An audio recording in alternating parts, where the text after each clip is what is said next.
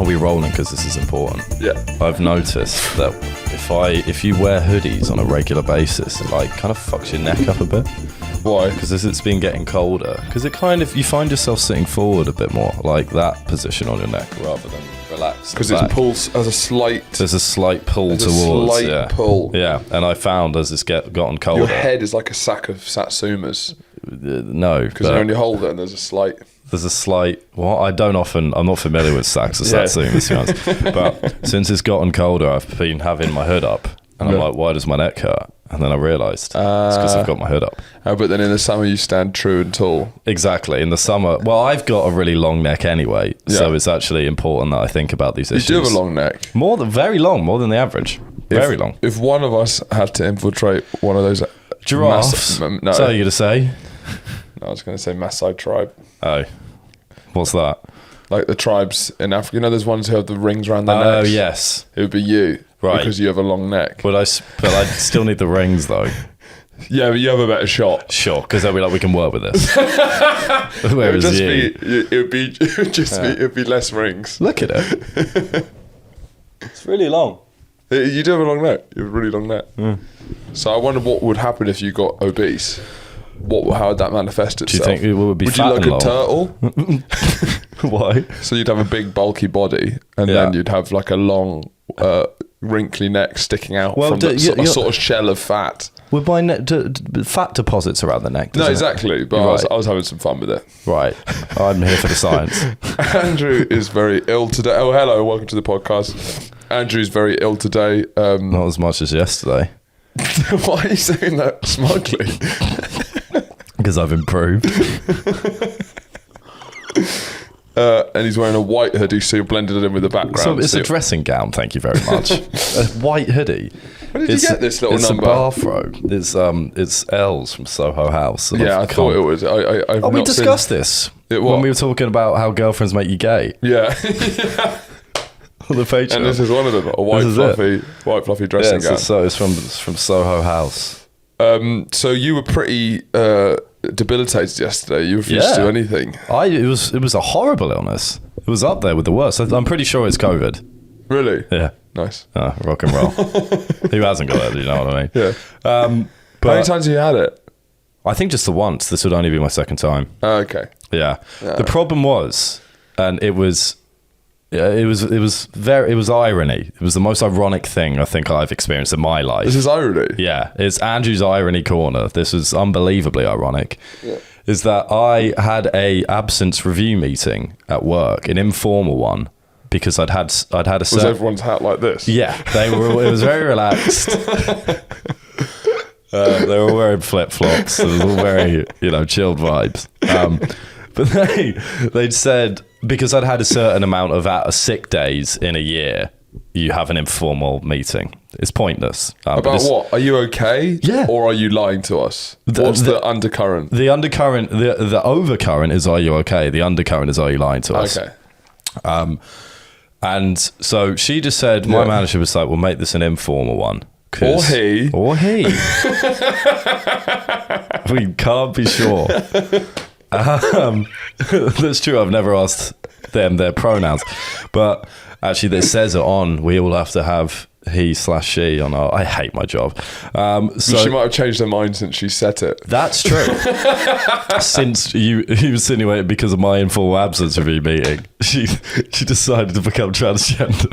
Or he. It's a constantly changing thing. Oh, it's a crazy world we live in. But she said that she's just going to make it an informal one because in reality, it's something like I've had like eight sick days in a year, and I'm like, what's wrong with that? Relax. I don't know if that's big or bad. Big or bad? Well, apparently it's both. How many lying ones have you had? You don't want to disclose on the podcast. That's a Patreon exclusive. We'll find out on Patreon.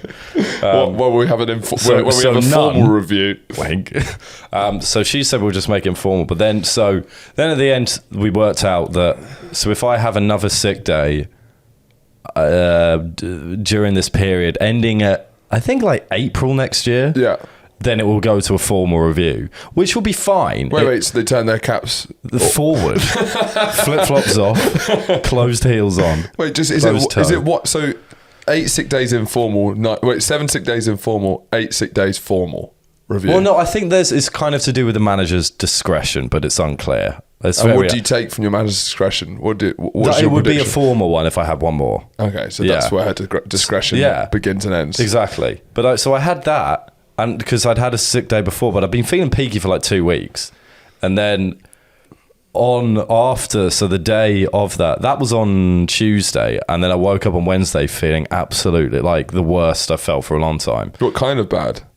Just like dog shit or like dog poop, like pooped up, man. Yeah. Just like the classics, but just heavy, and like the body thing, and then when you just feel like I had to go and get some paracetamol because Zap cancelled on me, and then I kind of, when I left the house, it was like a fucking blur. Like as soon as I got out of my bed, I had no idea what was going on. Yeah, it was pretty gnarly. Yeah. But so I had to. I haven't been able to call in sick because I don't want a formal absence review. But luckily I had a holiday, so I took yesterday off. But now I have to work today. So it was a bad holiday. It wasn't a good one. I started off the day with worst holiday ever. Yeah, because I woke up, I didn't have any painkillers. I was in agony, I'd argue. But I didn't want to go onto my House of Cards viewing because I wasn't ready for that yet. And you don't want to like... Have you started it again? Yeah. Does it hold up? Of course it holds up. It's brilliant. Yeah, I was considering slow at moments, but overall brilliant. But that was back when the attention spans were there. They were high. Do you know what I mean? It was at the very start. It was one of their I think it was their first Netflix original. Yeah, it was the golden age of TV where we could watch a scene. Yeah. Like scenes, I think if you watch some of those shows back now, like scenes going on long, in your head, you're screaming, I'm a piece of shit. Please change the scene. I'm in my own head. God, I suck. Remember when I said that thing 8 years ago? So, oh, God, I hate myself. Cut the scene. Well, that's true. But so I didn't want to go straight into that. So I put on Now You See Me Too. Did you? Yeah. That's a great sick watch. It was a great, and because it... So we talked about it. Did we talk about it on the Patreon? Last week. Yeah. Yes, we did. And just a brief thing for the what should we call non-patrons? Muggles? No. Mudbloods? No. Runts? No. Pigs? No. Hoglets? No. Hoglet? Yeah, you got it. No, it's too try hard. What's the less try hard? Pork brainers. is that less try hard? That's more cool and kind of cotching pork brainers. No, it doesn't really. Snaffle. Just shits. We'll get back to you. Go on. What's the? Explain to what the am listeners I explaining about Now You See Me, what we talked about last week, because you had a day of magic where you got Day of magic. David Blay went on Hot Ones, and I was bored at work, and then went on just to watch for 6 hours just different David Blaine's videos. He's not had last couple of weeks been quite unhinged for our poor boy Andrew. Well, not really. Fair enough. And then ended up with watching Now You See Me, the first one, which is just pig shit. It's dreadful. Really? It's a dreadful film. Yeah. I hate Jesse Eisenberg in it. We're not going to do it again. But Now You See Me Too. That is, they really amp it up. And it was a perfect sick watch because I enjoyed it thoroughly because my brain cells were so depleted that I was like, they're actually really smart. And because I had it was the one where they tracked the card. Yeah. Greatest scene on a movie ever. And I was like, the greatest scene on a movie ever. I can understand why he thought that. So I watched Now You See Me Too. And so what's the review of Now You See Me Too? Is it better than the first one? Yeah, but I watched the first one in sound mind. Yeah. I watched Now You See Me Too debilitatingly ill. So it's for me I enjoyed the second one more. Really? Yeah, because it took me away from the pain I had. Did they Whereas introduce? Now You See Me reminded me of it. When you have a second heist film, they normally have introduced a new celebrity cameo. Who was the one this time? Daniel Radcliffe. Really? How was he in it? Oh God, how was he in it? It was a question I didn't really. Can Daniel Radcliffe act? Yeah, every now and again. But not for a whole film, but for like a bit of we all like him as Harry Potter because he's been there long enough that he feels like he feels like we're related to him. So we want the best for him. Yeah. Which means that we'll support him no matter what. It's true. And then he does all these indie films because he now has the money to. Yeah. And it's funny seeing him in it because that's funny because he is Harry Potter. It's a bit like watching the learning disabled child play a trumpet. That's how I describe Dave. I don't think he's a very good actor. No, but we're he like, is also there's an enjoy. It can be. There's elements of decent. he loves it. See, yeah, he Which is does. good. He Yeah. loves acting. He loves being on set. So there's a passion there. Apparently, he's an incredibly nice guy. I can see that. Although he's infuriating. The reason being because he's one of those blokes that goes up at the end of all of his sentences. Yeah, he's got dyspraxia. That you have dyspraxia. I know. You don't do it. Yes, I do. You're an idiot. Yes, I do. You're a fucking idiot. No, but that is you can't be on like late night shows with James Corden and Jimmy Kimmel and the others. Yeah. And be going up at the end of your sentences. It's the most infuriating thing you can do. Show me what it's like. So yeah, I found filming really good because it was just really fun, and so we kind of went with it quite a lot. Do Americans do that? Some do. Yeah. Probably more commonly than English people. Okay. But it's just in a way it's quite sweet because it's doing the infliction of a question which kind of implies you're insecure. Because you're questioning everything you say, sweet. But the consequence of it sonically is infuriating. No, good point, well made. But he is a dyspraxic brethren, so I have to support him no matter what because I need to support the community. Yeah, who are the figureheads? I look it up. One of the guys from Calabro has dyspraxia. What, not Richard Hadfield? Not Richard Hadfield. We went to school with one of the members of the opera quintet that won Britain's Got Talent. Quintet? Was it? 8 years ago. It's 5 of them. But then James left. Why did he leave? Because there was clearly a falling out in the band, and then he became a solo singer. Yeah. He wasn't like the others. Was he better than the others? I don't know. I feel there was a falling out, and now... Does he still sing? I think so. I think he does like jazz bars and stuff. But then he's built like a rugby player, so it's always confusing seeing him as a crooner when he's like... He looks and sounds like he should be Welsh. Yes, 100%. Yeah. Well, rugby and singing. That's the big two. Yeah, but he's like he's kind of a show tune guy. Yes. No one knows who we're talking about. No. It's just because he went to our school and he won Britain's Got Talent. Yeah, with Britain's Got Talent, it is weird when they choose people. It's like, where does this go, guys? Yeah. Do you know what I mean? It's like choosing an opera quintet. What we doing, guys? Well, it's called Britain's Got Talent, not Britain's Got a Future in Talent. Britain's got a future, is a good. Britain's got a future. It's quite powerful. It is very powerful. But yeah, so one of the guys in Calabro, Daniel Radcliffe. There's who? Do you know? Yeah, I think let's look this up actually. Because let me guess. I feel who would have. I'm going to stay in the comedy world because there's got to be. Cara Delevingne makes sense.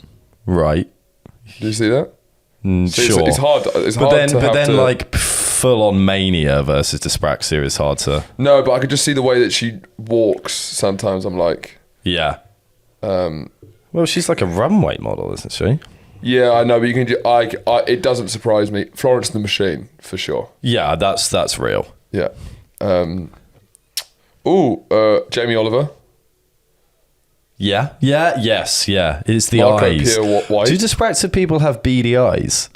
You've got quite beady eyes. It can't be anything to do with the actual shape or look of the eyes. Where the eyes are looking. Yeah, but maybe. I think that's where it is. Yeah. The eyes... But that's what beady... What does beady eyes mean? I think there's a half-second delay on information to the eyes, I feel. Right. Heston Blumenthal. Oh, they're all fucking dyspraxic. Of course Heston is. He's putting liquid ice on peaches. Albert Einstein. But he gets claimed by a lot of the learning like they claim him for dyslexia as well. And it's like, I don't know, I feel he's more famous as dyslexic. Do you know what I mean? Yeah. Because you're not dyslexic. It's like the Asian community trying to claim Tiger Woods. Yeah. Do you know what I mean? And it's because he is half Asian. I know, but he's crazy. Nominally black. He is nominally black, but a very different story it would have been. Dyslexic. Yes. Yeah. No, I agree. Okay. But speaking of learning difficulties, Andrew had an incredible performance. Was it last weekend? Yeah. Well, previous weekend. We went to our very good friend Izzy's birthday, and it was very nice to see everyone. But more and more, I'm finding it interesting because I've sort of been in this space for a while, but Andrew's sort of joining me now, which is like the older we get and the more, I don't know, involved in the illness that is media or show business in any form, the harder it gets to have normal conversations. Yeah. Do you think that's fair? I think that's fair. And because I've been sort of doing it longer than Andrew, I feel like because I'm more on the spectrum than him in general, but chicken and the egg, you know. Sure. I've been more in that space of struggling to sort of have normal, polite, kind of just nice conversations with normal, nice, polite people. And more, I think, over the last year or so, each time we have a big gathering, I see Andrew getting to my level, but sort of not being able to deal with it maybe as internally as I do. Right. I feel I have more... When I struggle to have good conversations, maybe I more internalise it, or I deal with it at home. Andrew's reaction to maybe not being able to uphold the most normal conversations is to double down. Yeah. Oh no, I in for a penny, out for a pound. That's every single time. I think yeah, well, because you weren't there at the lunch. Yeah, no, I wasn't. And it was nice because when you and BB arrived, at least I had an audience. Yeah. But are people getting just sick of the No, there bits? was no sickness. No, there was like, these are some of my oldest friends. There was no ill. At least I don't think so. But no, you weren't killing. I was sitting. Oh, I wasn't killing by any stretch of the imagination. 40% hit rate on jokes, maybe 40%. That might be lucky. They were coming in, and I just think for some. You didn't seem to be in any conversations. You only seem to be floundering about between difference. On the periphery of other people's conversations. Yeah. Well, there's sometimes I'm just like, oh, I don't care. No. I don't. You fully threw it in. But it's vice versa, because I don't care about me either. It's like, so when people ask me, have you found yourself, like, when you have to have, because small talk it's not bad just about hearing other people's lives. Which is a nightmare. It's just awful. It's just about, I find it's almost worse like talking about yourself. Yeah. And it's just like, yeah, it's all chill. Well, I just wanted a new rule book on small talk, or like, surely we need to rejig some of this stuff. I feel like I used to be pretty good at it. Yeah. But I used to be more interested in things. But is it because we're getting to the stage where there's not as much change happening in people's lives? So before, when you were like school, uni, there's so much exactly to talk about. what it is. And now you're all doing different things. And it's like, for the next 8 years, a lot of people are going to do the same things. So when you're like, how are you? Oh, I see, what's going on? Still doing that? Okay. Yeah, because when I think the heyday of small talk, after the golden hours of small talk, it was longer than hours, was when we all left uni and everyone was getting jobs, and then you could really grill people, or like, you're doing this, be interested in why they're doing that. Now people are solidifying. Talk about the nature of their job. Now it's like they're bored by their job, and so am I. So what are you going to do? Sometimes I stop them and go, hold on a minute, I don't work here. I don't care. Yeah, I've got into some quite intricate office politics with people, because I like that when there's some drama. There's something there. And I had some good conversations with Rob and Leo, actually, who are the nice boys. They're all nice. No, but they're like really nice. I was sitting next to Paul, so part of the reason that it helped was because my 40% joke rate was nothing compared to Paul's 20%. Yeah, and it's Paul always does good it to have 3 times louder. It's always good to have Paul next to you, because it really takes the edge off. Oh yeah, I'm still the normal one. Because you're just shouting bombing, but then Paul, it's like rapid fire bombing. Makes no sense. The jokes don't even. But he's doing it so much louder. Yeah, so much louder than. And you can. He's not going back saying I bombed. No, he's not. He's having a great time. Yeah, he was one of his things was he supports Chelsea, and there was just a girl who was wearing a blue dress and white shoes, and he kept saying, "Hey, this is the Chelsea football kit." He said that to me 3 times separately, and I heard him say it to other people at least 5 times. It is good gear, and it's good to get out there with it. Our friend Izzy was wearing green trousers, and he pointed at me, said, "Those used to be white," until she started slide tackling. It's good gear. It's good gear. How in the world? It's just all football related as well. It's very odd, but it was. I find, because it was early on in the day. The meal kind of, it's a lot. You're with a group of people you're sitting across from each other. We see these people all the time as well, or at least I do. So that's also part of it, because it's easy to... Small talk's difficult when you see someone constantly. If you have a big catch-up, that's great. But you're already caught up on everything. But now you just have to do it in front of duck frites. Yeah. Which I did have. Average. By the way. Good. I'd give it... The whole meal was a 7 out of 10. Not bad, but good. Béarnaise sauce. But maybe... I guess maybe people just don't get as frustrated by it. But I'm often thinking, what are we meant to be talking about right now? Yeah. Yeah, I think you're right. What are we meant to be talking about? What's the topic? It's not with your closest, like your very, very close friends where you can sit and then it just happens. Yeah. Or your good friends who you haven't seen for ages, so you've got so much to talk about. It's those, your decent friends who you see very regularly. What do you do? And it's also, there are things I could talk about, but I just don't think it's relevant. Yeah, well, I think that's also part of the thing that I've self-evaluated on. Do you want to know? Yeah, well, because I've self-evaluated on this to go, no, you need to find what you have to say in those conversations more interesting, because it will lead to more avenues of conversation. Yeah. Because if you just I don't care what I'm going to say, then where are you going to go from there? Well, you tried just fucking just bombing. No, because you just got it, because only speaking jokes. That's all you can do in those situations at this point. Is just speaking jokes, and the worse you do, the more risque they get, I find, which then leads to a worse hit rate, and you're being offensive. But I feel it's interesting because you have known that group for such a long time and you're such close friends with them. I feel you're given a lot of leeway for your behaviour. Right? Is this an intervention now? Because you just turn it up, but it's more like... This feels like gotcha journalism. No, it's not gotcha journalism, but it's like... I feel... your jokes keep turning it up. You keep interrupting people, being loud, and then it's like... Interrupting, no. Maybe a bit. And then people can't stop you because it's like, well, it's Andrew, we've known him. We've known him for years. Well, yeah, have you found, I think, but in general, of the lot since basically starting the podcast, it has been a nice gradual thing. You really have stopped caring as much. I think so. Now, because they're all great. They're all great, and this is nothing on them. Yeah. It's hard to pin down exactly what it is, and I do think it's just seeing people semi-regularly that you can't. It's too, as I said, it's not long enough to catch up on things. Yeah.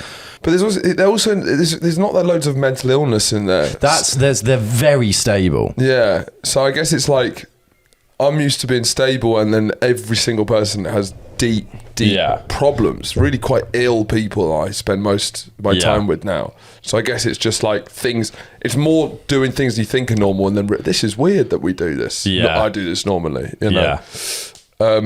No, I feel that. I'm trying to ascertain the exact cause myself, but it's good fun. I think part of it is a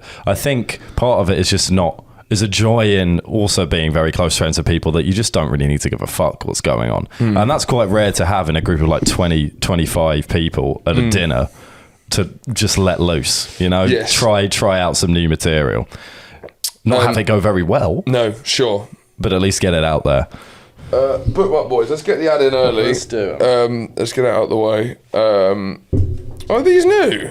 No, that's what I said last time. No, they're not. It's because let's do a good ad. Because you normally have one hand, one out the other. Yeah, and now it's just... Let's do a good ad for them. Let's do a good ad. Bookmark boys. What? I've just bought a book. Okay. Oh yeah. What? How are you, by the way? I'm good. I mean, anyway, enough of the small talk, because that isn't worth it. I've just bought a book, and how am I meant to know where I left it on the last page? Well, you could use one of these high quality, sustainably sourced bookmarks. Well, how much do they cost? They're probably £1 million, aren't they? No, here's the catch. How? Divide that by 1 million. What? They're free? No, that's 1, isn't it? Is it? 1 million divided by 1 million is 1. Yeah. Divided by 1 million, and then times that by 9.5, I think. Wait, they're £9. 50, I don't know. One's 9. We should probably get this right, actually. I don't think they're that much. They might be. It'll probably be a pack, wouldn't it? I bet it's £10 for a pack. You obviously included postage. Obviously. See, small talk doesn't have to be bad. Can be electric. So it's only for these, but these look like the highest quality material I've seen. Yes, that's the she's losing money at a rampant rate. Right, just because she wants to. She doesn't have long to live. Right, sure, but isn't her baby also fatherless? Yes. Okay, so then so she's giving all this money away to make sure people have bookmarks, even though... Her baby doesn't have long to live either. Right, bloody hell, okay. I think we'll leave the kid out of this, but maybe not. Fucking hell. Cut that. I mean, the baby has loads to live. Yeah, right. Good. She's just selfish, and when she dies, she doesn't want to leave anything behind. Right, so she doesn't want to leave any... Cut out of that one. Right, so she doesn't want to leave any legacy. What's the inheritance to her child because she wants to give it all back to the public in bookmarks? Her life goal is more of a service to the public. Sure, in bookmarks. In bookmarks. So that's why she's taking a huge loss. Right, so you can put these in the books and they mark it, and it's for a good cause. Bookmark boys, the books that breed. The books that breed. Me and Andrew have been reevaluating the view of Facebook. I get a lot of shit for this actually, because apparently because I often message on Facebook Messenger. Yes. And then I've just presumed You're not a WhatsApper. Will we message on Facebook? Because then I just presume that everyone still does. And it's come to my attention that recently that people essentially only have Facebook Messenger for me. Really? And they just don't even... They've not said this to me. Yeah. It's just there. Yeah, I don't know what... I find myself on Facebook all the time still. Yeah. Even though I think you still do. Yeah, I think we're the outmoded ones. It's quite funny. Yeah.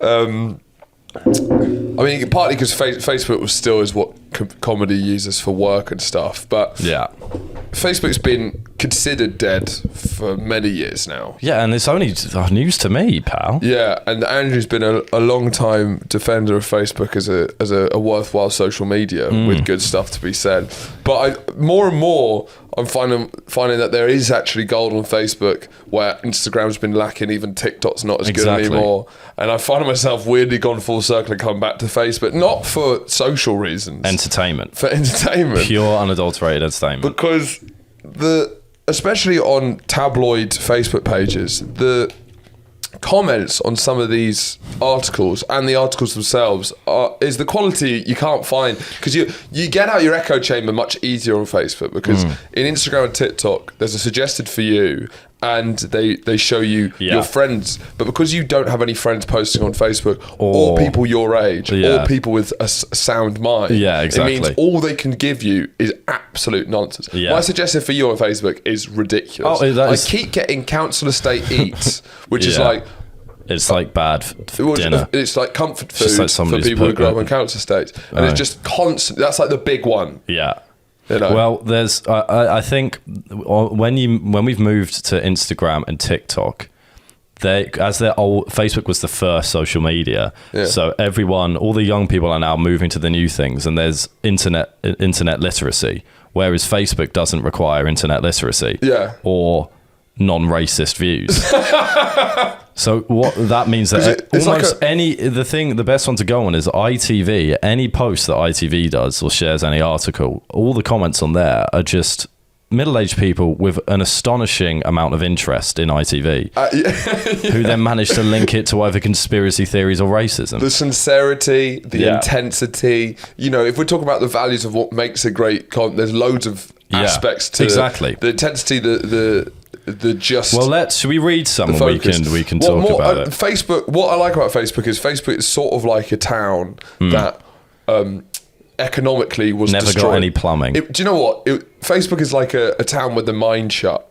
So all the young people, the people who were kind of exciting or interested and wanted to do something have left. They've moved to London. They've gone to Instagram. So when you come back to the town where the major industry is dead, the only people still there are people who aren't fit to work, people who are old, and it's just a slowly dying town. But believe what they say is gospel. It's like listening to a pub in that town. You're right, you're bang on. Yeah, it is. And the comments work. They never address each other. So it started with you sending me an article about, just because the article was funny, not knowing about the comments, about Philip Schofield leaving the WeBuyAnyCar.com ads. Being replaced by a TikToker. He's been replaced by a TikToker, and I said this could have been us. That's just an easy joke. And then I looked at the first 3 comments. And here they are. Right, so just a reminder that this is ITV posting... I think it was ITV, yeah. ITV posting an article about Philip Schofield will no longer be the face of We Buy Any Car. Arguably a very small... I don't think arguably. Tracy Morgan Wilcox says, don't care who they use in their ads, still wouldn't use the company. Let's see what annoying script they come up with this time! ! Furious. Joanna Roach. About time other people had a shot instead of Holly and Phil. They dominate every aspect of this business. Pat Baines. Be glad to see the back of him and his silly sidekick. Let's hope he isn't replaced by Rylan. Having this much interest in who's being cast in the ad. It's the aggression, isn't it? In all of their voices. It's an ad. It's like, it's not them being replaced. It's an not advert. Good Morning Britain. It's not this morning. It is WeBuyAnyCar.com. And all of the profile pictures, for some reason, have British flag. Well, not for some reason, clearly. Nearly always have British flags. They're such unhinged. I didn't know how it was almost an abstract art form, how unhinged these Facebook profiles are. People who don't quite understand what a profile picture or a display photo is. So it's this amazing... They're all very similar, but they're all have this weirdly abstract quality. They're sort of like a collage. Yeah. Collage? Collage. Yeah. Collage. It's like it's too much. American? Collage. Yeah. You have some more? I find in our house, we now look at the adverts on ITV purely to see which ones haven't become woke and PC. So they're only on ITV. So, yeah, and so what did you used to look for the adverts for? Maybe they used to find joy in the adverts. Now, the good one is that that's by Tim Harvey, who was a dolphin as a profile picture. So Tim Harvey's profile, I'll put this up here. Yeah. Tim Harvey's profile is dolphin. His family as display photo, but then his dolphin... as the profile picture. It has an artistic quality to it. Do you know what I mean? The dolphin is the centre of the frame. The dolphin is the main piece in his family. He is a dolphin. Do you think he is the dolphin? Maybe Tim Harvey is the dolphin, and it's one of those things where people can adopt a dolphin. And that's the family that adopted Tim. And now he's commenting. No, so that's just his like, oh, yeah, that's him. And now he's commenting on ITV's We Buy Any Car. So the adopted doll. Yeah, and the family behind him are the ones who adopted him. And he respects them because they give him like food and krill. And so the only reason he's watching the ads is to find out which ones haven't gone PC. Haven't become woke and PC. There's so much to unpack just in that as an activity. Yeah. Only watching the ads is already unhinged.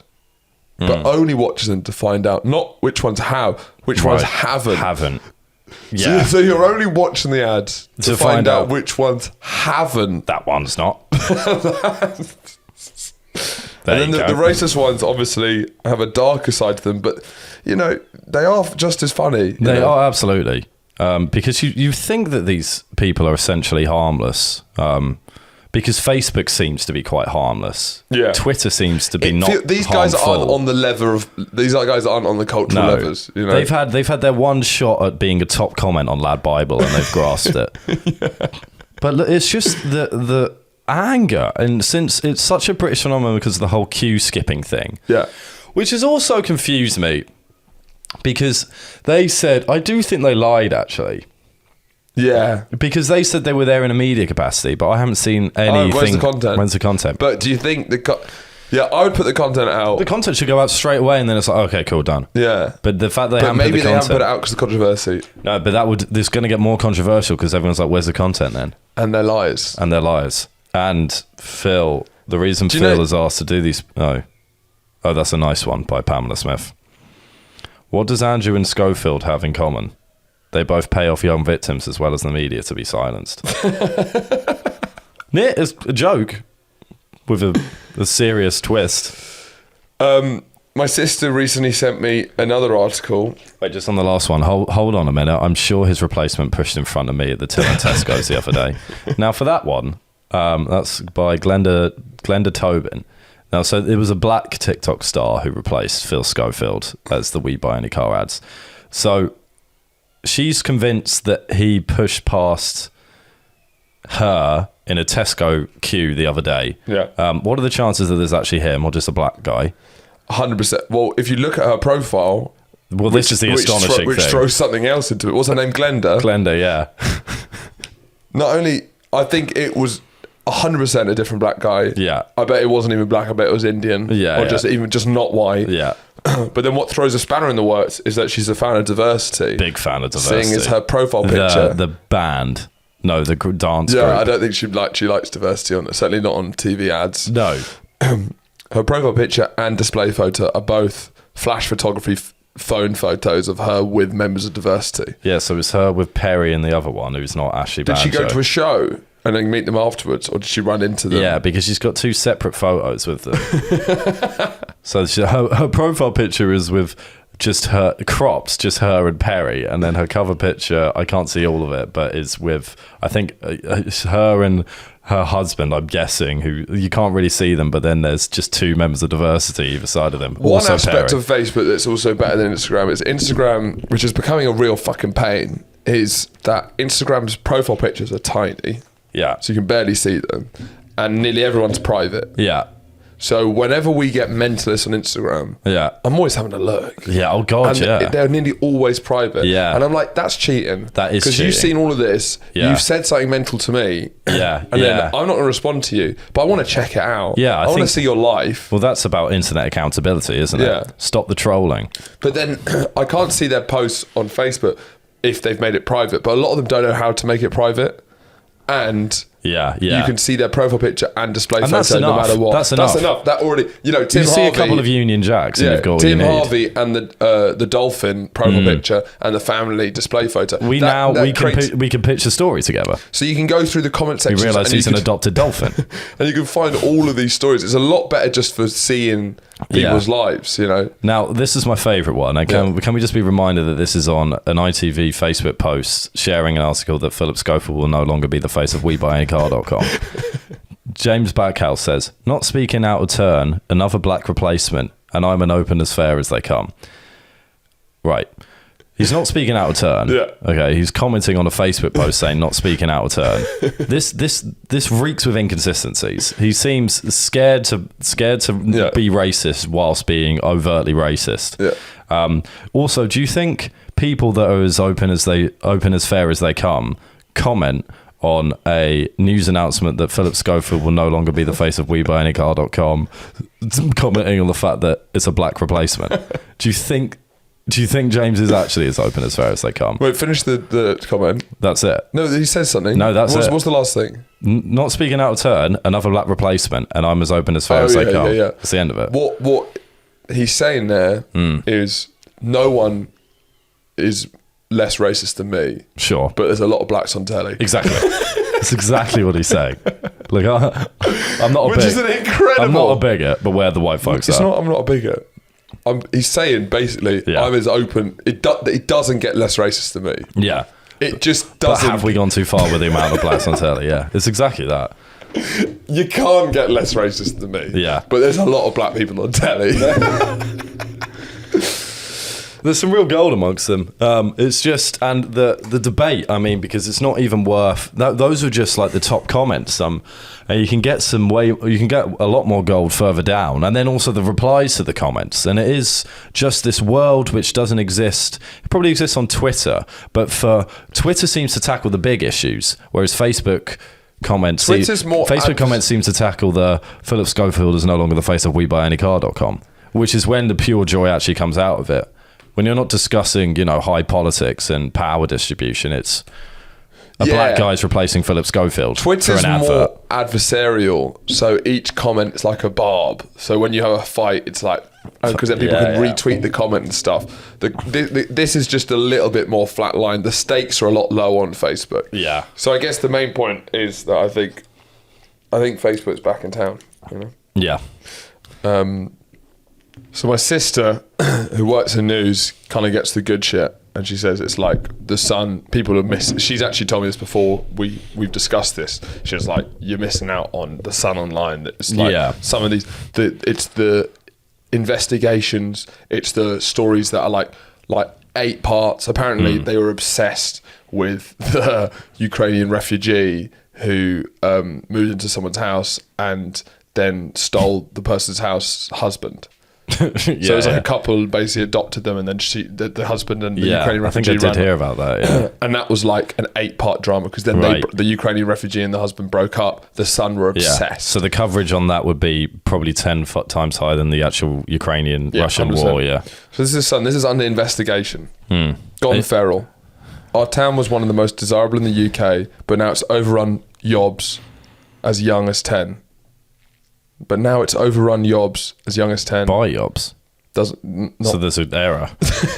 We don't leave home after 3 p.m. Okay. After 3. Antisocial gangs of children as young as 10 Let's go, 10-year-olds. A town centre, once named one of the most desirable places to live, a no-go zone for terrified residents. Their behaviour has become such a menace that cops have been forced to put dispersal orders in place in the town centre and surrounding residential streets. For everyone under the age of 11. To stop youths from lingering. Barbed wire seen on the roof of the factory shop after youths were found to be up there. What a load of nonsense. Melvin and Kath Harris photo here. So it's not safe to go out after 3 p.m. anymore. And now this photo. This is one of my favourite photos I've seen in a long time, because every part of this is perfect. It's just all encompassed. Every bit of information here is perfect. The fact that middle-aged people are scared to go out because of 10-year-olds. This here. Yeah. Mother of 2, already good. Tasha, 35, did not want to be photographed for fear of reprisals. The photograph they have is her with her back slightly turned. With her arms crossed. It's like she's angry, but she's not ready to be publicly angry. Because of fear of reprisals, in fairness. Fear of reprisals from 10-year-olds, but it's like she also wants to be in the shot. Well, she cares enough about the... Yeah, it's like... Well, they're just trying to make it more dramatic than it is. Because it's... Fear of reprisals. I mean, so it's a town called Caldicot in Wales. And frankly, this is embarrassing. Imagine being part of the town that was taken over by 10-year-olds. And it got to the extent where you were talking to journalists about it, but you didn't want to show your face just in case you were then in for it. But also, it's a small town. I know who you are, Tasha, seeing as your name's on there. Yeah. And I can see the side of your head. That's true. I don't think the face is going to be the deal breaker here. And if it wasn't... Yeah. And maybe. It's her turning away, showing how upset she is. I'm livid, but... Well, she's got to think. She's got to think about herself. Like, these 10-year-olds sound like menaces. Yeah. What are they doing? There's a lot of lingering going on. Is there? There's a lot. Mr. Harris said these kids are out of control. They have no boundaries and they respect no one. Our granddaughter had a football match this weekend and we went to watch her. But as soon as the game started, we could hear a bunch of youth shouting and doors slamming. I'm just trying to watch the football. They went to watch. Like 50 metres away, there's some kids hanging out. I'm just trying to watch my granddaughter play football. Slamming doors. They're slamming doors. Imagine going out to a football game. A door slamming? Doors. In the distance. You can't focus on the game. A football game? Yeah, you can't focus on it. They're not in your house. Do they just live in silence? Does the town live in silence in general? You're outside at a football game and they're complaining about doors slamming. Is there any other examples? Well, they also sound... I think the 10-year-olds sound pretty normal and the people sound insane. Because if a factory... If you came to work one day and there were some 10-year-olds sitting on a wall... They've then installed barbed wire immediately. Yeah. That seems like a disproportionate reaction. Tasha doesn't want to be photographed. I think they're the insane ones. I think there are probably only 20 or so of them in little groups of 5 or so at a time. But they're causing so much misery here, it's heartbreaking. They tip the flower containers over every night outside the library and in the streets. The flower containers? They tip them over. How many flower containers? Why outside the library? Of course. You know in these towns... Pots? You'd have those big flower things. Like pots? Containers? That would be annoying. Oh yeah, there's photos of the plant pots. It's these are the flower containers. Right. Oh, those are pretty big. Well, it's quite a long read as well. It's like a proper investigation piece. Vandalised for second orders. Right, so... I'd like to see Spotlight done about these guys, you know, the film. Yeah. Well, David is also turned. I don't think David wants to be pictured either. David said that you should regularly tell anyone who tries to interrupt their behaviour to fuck off. Look at David. What a ridiculous state of affairs. Pathetic, really, isn't it? Yes. Thanks very much for listening, guys. We're going to move over to the Patreon now. See you guys next week.